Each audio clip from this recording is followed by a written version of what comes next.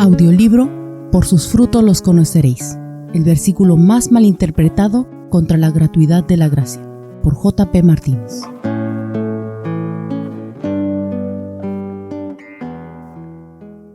Desde que comencé a escribir sobre la gratuidad de la gracia, no ha habido un versículo que se haya citado con más frecuencia en un intento de refutación que no sea Mateo 7, versículo 20.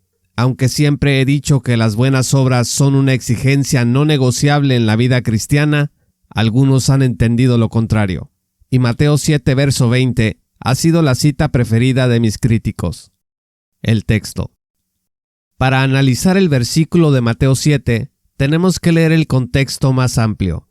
Mateo 7, versos 15 al 23 dice: Guardaos de los falsos profetas, que vienen a vosotros con vestidos de ovejas, pero por dentro son lobos rapaces. Por sus frutos los conoceréis. ¿Acaso se recogen uvas de los espinos o higos de los abrojos? Así, todo buen árbol da buenos frutos, pero el árbol malo da frutos malos. No puede el buen árbol dar malos frutos, ni el árbol malo dar frutos buenos. Todo árbol que no da buen fruto es cortado y echado en el fuego. Así que, por sus frutos los conoceréis. No todo el que me dice Señor, Señor, entrará en el reino de los cielos, sino el que hace la voluntad de mi Padre que está en los cielos. Muchos me dirán en aquel día: Señor, Señor, ¿no profetizamos en tu nombre, y en tu nombre echamos fuera demonios, y en tu nombre hicimos muchos milagros? Y entonces les declararé: Nunca os conocí, apartaos de mí, hacedores de maldad. El deber de obedecer para salvarse, según la teología del señorío. Se supone, según los objetores de la gratuidad de la gracia, a menudo provenientes de la tradición de salvación por señorío, que aquí Jesús está diciendo dos cosas. Primero, que no basta con creer, sino que es necesario obedecer para recibir la salvación. Y segundo, que la pauta para saber si alguien es un cristiano verdadero o no son sus obras. Si son buenas, es creyente genuino, pero si son malas, es creyente falso. John MacArthur dice, comentando Mateo 7, por ejemplo, lo siguiente, cito: Una persona que pertenece a Jesucristo y que es llamada por Dios y recibe el mensaje de Dios, dará buenos frutos tanto en sus actitudes como en sus acciones. Una persona que no pertenece a Dios, especialmente un falso profeta que dice ser mensajero de Dios, tarde o temprano manifestará el mal fruto que inevitablemente produce el árbol malo de su vida sensual. No es el que simplemente clama al Señor, sino el que hace la voluntad de mi Padre que está en los cielos, quien se salva. El punto es la obediencia a la palabra de Dios. Si permanecéis en mi palabra, seréis verdaderamente mis discípulos, dijo Jesús. La salvación y la obediencia a la voluntad de Dios son inseparables, como lo aclara el escritor de Hebreos. Él se convirtió, para todos los que le obedecen, en fuente de eterna salvación. Fin de la cita. Si lo anterior es verdad, entonces la seguridad de nuestra salvación descansa en nuestras obras, porque se supone que ellas son la evidencia irrefutable de que hemos sido redimidos o que permanecemos bajo condenación. Nuestra tarea sería, en todo caso, verificar en nuestra conducta, motivaciones, pensamientos y obediencia si realmente Dios nos salvó. No es necesario anotar que esto implica una certeza intermitente, dependiente de nuestras emociones, de nuestros juicios subjetivos y de nuestros actos, y una desviación de nuestra mirada desde la obra perfecta de Cristo a nuestro favor hacia nosotros mismos. Por usar una expresión medieval, se trata de encorvarse sobre sí mismo.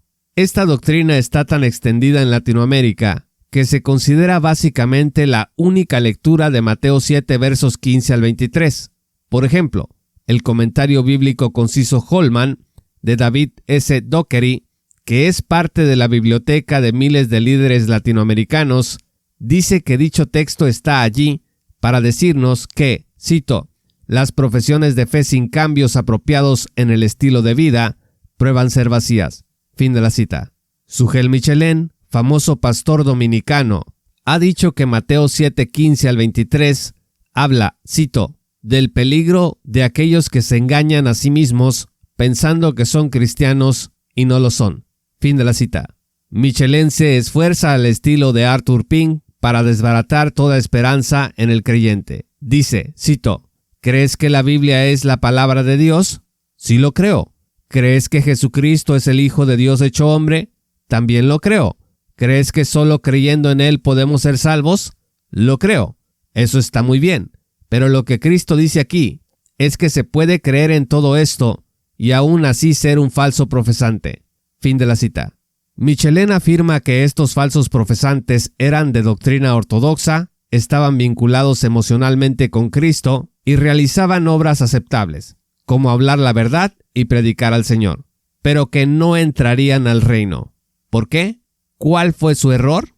Según Michelén, fue el no hacer lo que Cristo pedía. Poniendo palabras en la boca de Jesús, explica, cito, ¿por qué me llamáis Señor, Señor, si a la hora de invertir tu dinero, de invertir tu tiempo, consultas con tu propio corazón? Entonces tu corazón es el Señor. Yo no soy tu Señor. Fin de la cita. En suma, se es falso profeso cuando no se someten los propios deseos a la voluntad de Dios. Los problemas con esta exposición son delicados. El primero es asumir que Mateo 7 versos 15 al 23 habla de cómo ser o comprobar que somos salvos. El segundo es decir que un falso profeso es alguien ortodoxo que clama al señorío de Cristo y que cree en Jesús como su Salvador, haciendo obras aceptables, pero aún así es falso. Y el tercero es tratar de rescatar un hacer entre los haceres de la gente que dice tener fe. Michelén dice, por ejemplo, que habrá gente que predicó muy bien en los púlpitos que irá a condenación. ¿Por qué? Porque, cito, no sometió los deseos de su corazón al Señor. Fin de la cita. Entonces, ¿cómo saber si lo que hoy estoy haciendo con mi vida realmente proviene de mi sometimiento a Jesús y no de mi egoísmo o deseos personales? ¿No puede haber acaso una concurrencia entre ambos? Michelén plantea un escenario devastador para la conciencia humana en el que hacer lo correcto y lo bueno no basta, ni tampoco creer lo correcto, ni tampoco confiar en Cristo y en las Escrituras, ni tampoco buscar hacer lo que Dios dice, porque en este caso podemos estar engañándonos. Tal vez tu ofrenda del domingo en la iglesia fue tu deseo y no el de Dios, y así acabarás tus días abriendo los ojos a una eternidad en el infierno. Al final de su sermón, Michelén admite que el cristiano no es perfecto, que peca. Esta admisión suya indica que estaría de acuerdo en conceder que no todo cristiano somete todo el tiempo sus deseos a los deseos de Cristo, a su señorío, y sin embargo, todo aquel que diga creer debería de estar constantemente revisando su vida para ver si su pecado no ha sido de tal magnitud que revele que su no sometimiento a los deseos de Cristo ya ha sido demasiado, y que por tanto constituye una prueba de que ha permanecido bajo maldición sin salvación alguna.